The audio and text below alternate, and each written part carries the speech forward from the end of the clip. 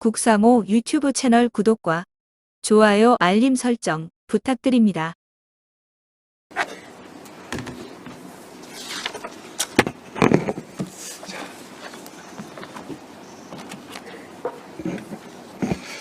네, 국가보훈부 장관 권오울입니다.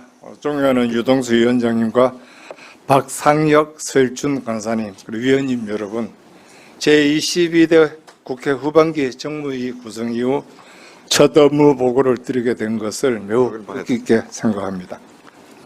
국가보훈부는 국가를 위해 헌신하신 분들에게 합당한 보상으로 삶의 질을 높이고 일상 속 보훈문화 확산과 국가 수호에 대한 정당한 보상을 실현하기 위해 다각도로 노력해 왔습니다. 그럼 지금부터 국가보훈부 주요 업무를 간략히 보고드리겠습니다. 첫째, 특별한 희생의 특별한 보상을 실현하겠습니다.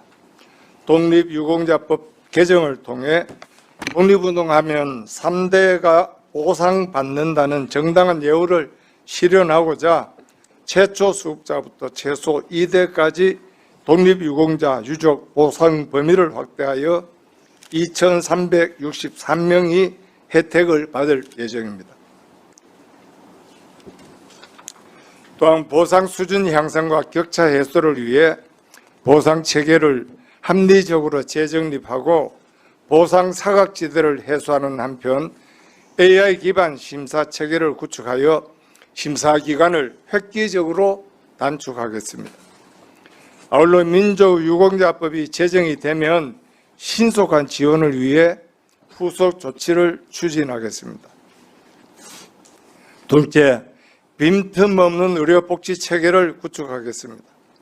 보훈병원이 없는 강원, 제주 권역에 준보훈병원 제도를 도입하여 올해 12월부터 시행하고 위탁의료기관을 2030명까지 2,000개까지 대폭 확충하겠습니다.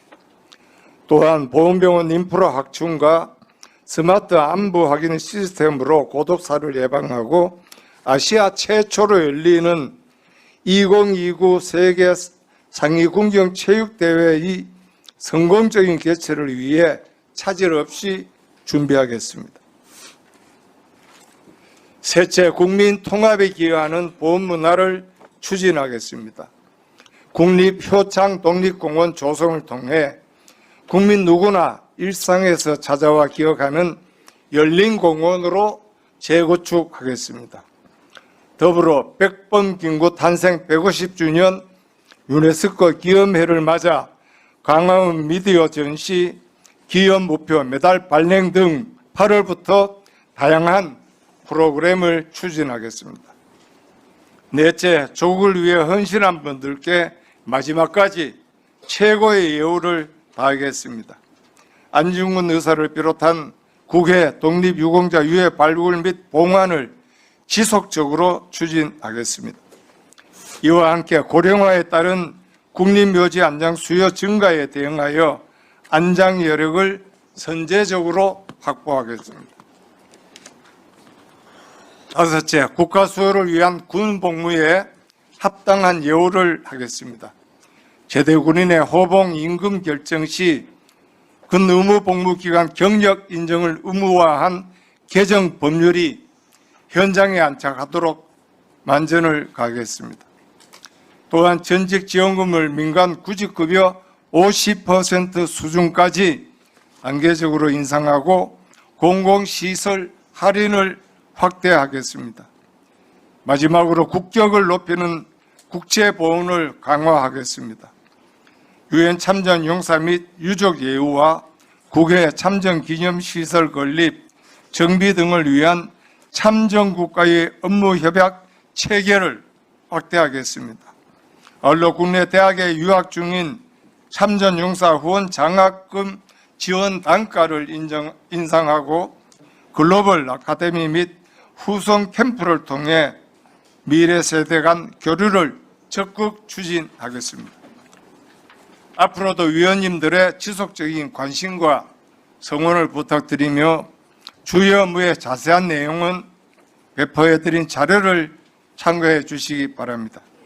제가 오전에 네. 제대로 보고 못 드려서 보완해서 보고를 드리겠습니다. 업무 현황 페이지를 가면서 현황 위주로 보고를 드리겠습니다.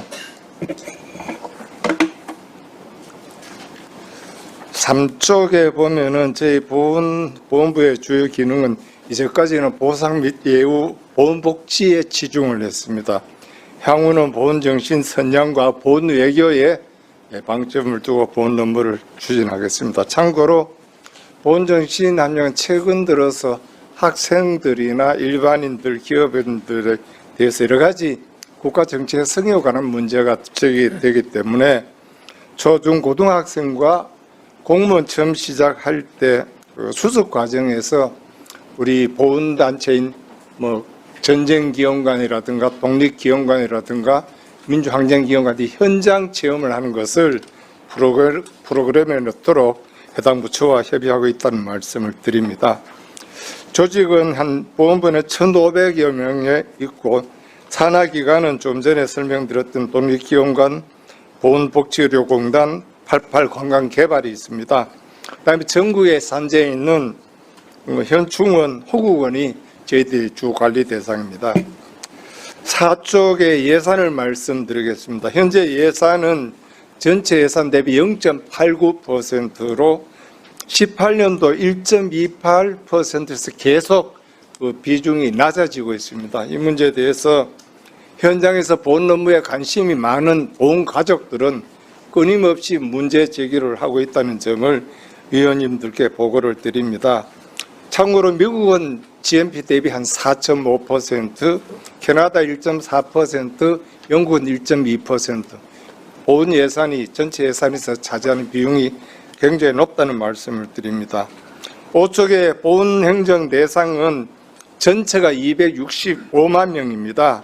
주로 보면 전상군경, 전몰군경, 공상군경, 무공수훈자, 보국수훈자, 이렇게 주로 군경이 숫자가 가장 많습니다.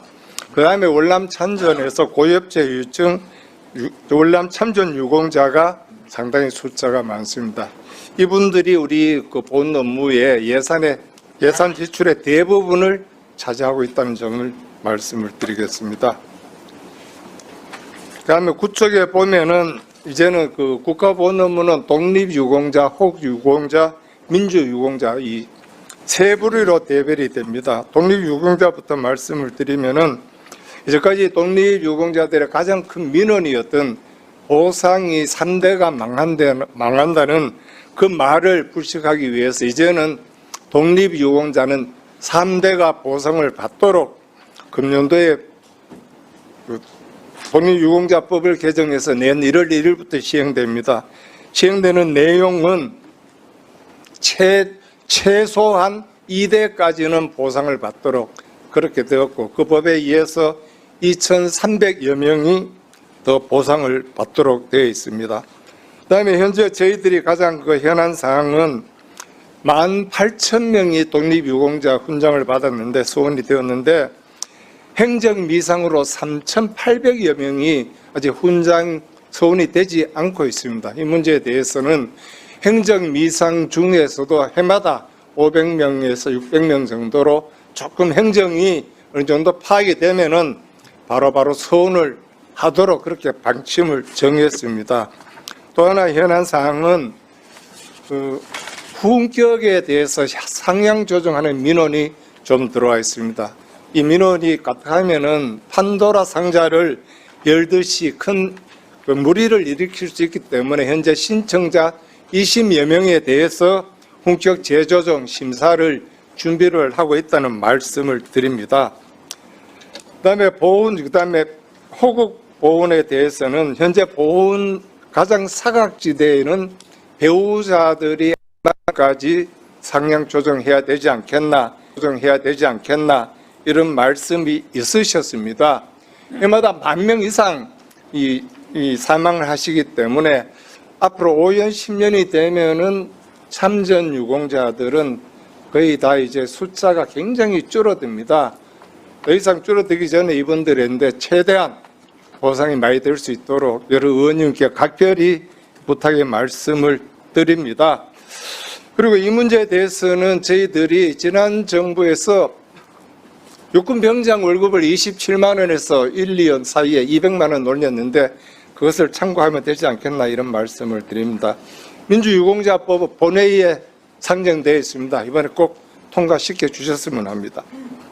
본의료 체계는 마찬가지로 참전 유공자들 문제가 해결되면 자연스럽게 해결되기 때문에 이 점에 대해서도 저희들이 현안으로 의원님께 보고를 드립니다. 현재는 준보훈병원으로 강원대학병원과 제주대학병원 두 병원이 신청이 들어와 있고 해마다 한 2개 시도에 보훈병원이 없는 데는 준보훈병원을 지정하도록 하겠습니다.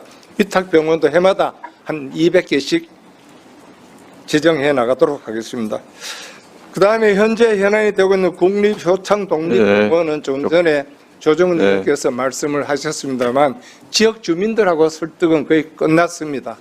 서울시장도 만나 뵈었고 그 지역의 국회의원, 구청장 다 만나 뵙고 바로 시행하는 걸로 이렇게 답변 합의를 봤다는 것을 말씀드리면서 보고를 마치도록 하겠습니다. 추가적인 내용은 질의응답 때 말씀드리도록 하겠습니다. 고맙습니다. 권오을 장관님 수고하셨습니다. 아주 열정이 넘치셔서 보기 좋습니다.